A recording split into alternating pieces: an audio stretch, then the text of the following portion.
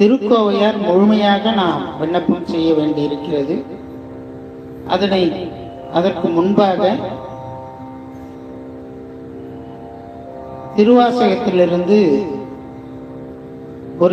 ஒரு பதிகத்தை விண்ணப்பம் செய்து தொடர்ந்து நாம் திருக்கோவையாரை நாம் விண்ணப்பம் செய்வோம் என்று கூறிக்கொண்டு இப்பொழுது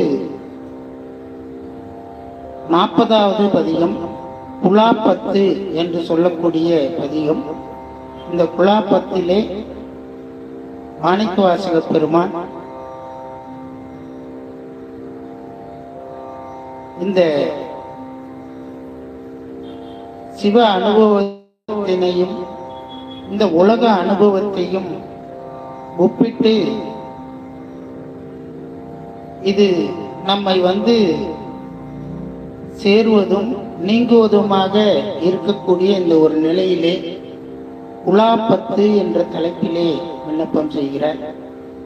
இந்த பதிகத்தை நாம் விண்ணப்பம் செய்வோம்.